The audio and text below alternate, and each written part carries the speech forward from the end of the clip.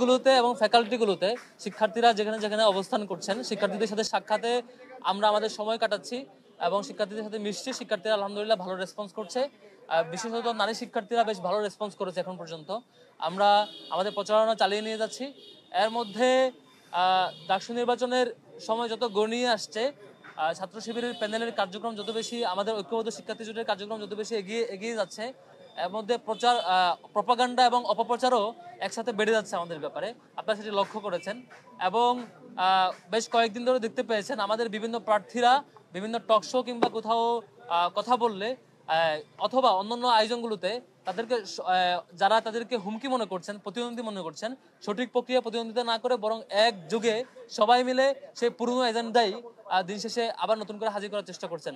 আমরা স্পষ্টত ক্লিয়ার করছি, বারবার বলেছি আমরা ৭১ এবং পরবর্তী ২৪ সংক্রান্ত ইস্যুতে বলেছি ৭১ এবং ২৪কে মুখোমুখি যারা দাঁড় করতে চায় তাদের বিরুদ্ধে আমাদের স্ট্যান্ড, আমাদের প্রতিবাদ আমরা সেই টিএসসিতে আমাদের প্রোগ্রামের সময় আমরা ক্লিয়ার করেছি এবং এটাও ক্লিয়ার করেছি বেশ কয়েকটি পক্ষ তাদের শিক্ষার্থী বিচ্ছিন্নতার কারণে, জনবিচ্ছিন্নতার কারণে নিজেদের কোনো এজেন্ডা না পেয়ে, শিক্ষার্থীদের কাছে প্রকাশ করবার মতো নিজেদের কোনো ইতিবাচক কার্যক্রম না পেয়ে, কোনো এজেন্ডা না পেয়ে তাদের একটা এজেন্ডা হয়ে দাঁড়িয়েছে যে সকাল বিকাল সন্ধ্যা সবসময় ছাত্র শিবিরের ব্যাপারে সমালোচনা করা, সকাল বিকাল সন্ধ্যা সেই আওয়ামী নেগেটিভ নিয়ে পুরনো এজেন্ডা নিয়ে নিজেদের এখানে টিকাদারি করা।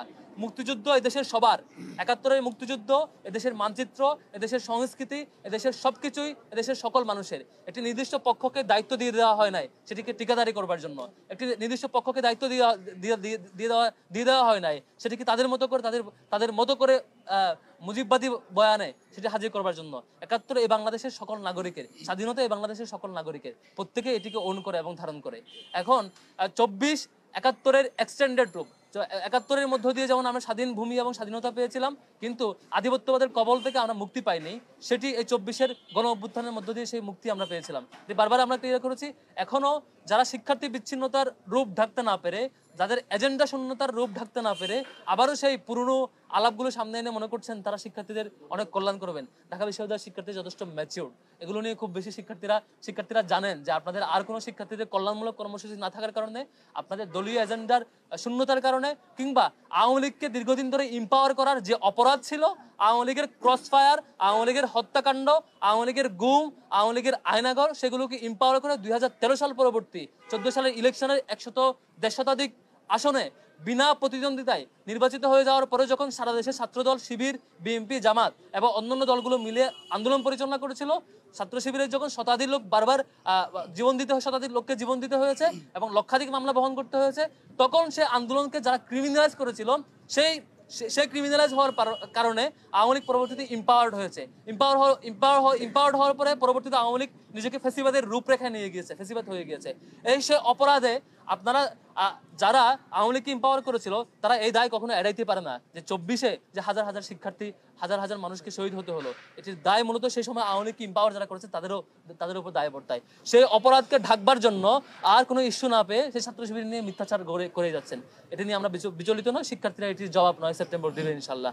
দ্বিতীয়ত, আজকে আপনারা একটি সংবাদ দেখেছেন আমার ব্যাপারে, কোনো একজন রিড করেছেন, এটা খুব ভালো সংবাদ, আমি দেখে ওয়েলকাম করেছি যে অন্তত এটুকু ভালো, বেশ কয়েকটি দল দীর্ঘদিন ধরে সাদিক ভাইকে নিয়ে কিংবা আমাকে নিয়ে বিভিন্ন ভিডিও এডিট করে, ছবি এডিট করে নানা অপপ্রচার এবং প্রপাগান্ডার চাইতে অন্তত কোর্টে গিয়েছেন, এটা খুবই ভালো। আমি আপনাকে ওয়েলকাম করছি।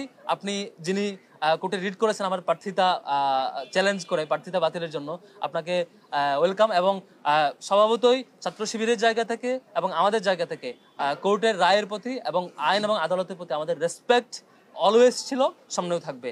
সেটি কোর্টের যেহেতু বিবেচনাধীন বিষয়, কোর্ট থেকে রায় আসুক সেটির অপেক্ষায় থাকবো এবং সেটির প্রতি আমার রেসপেক্ট এবং সম্মান এবং সেটিকে ওয়েলকাম করার জায়গাটুকু আমরা মানসিকভাবে প্রস্তুত এবং অলওয়েজ প্রস্তুত ছিলাম। আর এই ধরনের রিড এবং এই ধরনের যে আয়োজনগুলো করেছে, এটা সবচেয়ে ভালো হতো আরো আগে করতে, আর কি ৭ দিন আগে করে, ইলেকশনের আগ মুহূর্তে করে, কেন যেন আমি জানি না কেন করেছে, আরো আগেও করতে পারতেন। এবং আইনি প্রক্রিয়া যাওয়াটা আমরা ইতিবাচকভাবে দেখছি এবং তাকে আমাদের দিতে ধন্যবাদ জানাচ্ছি।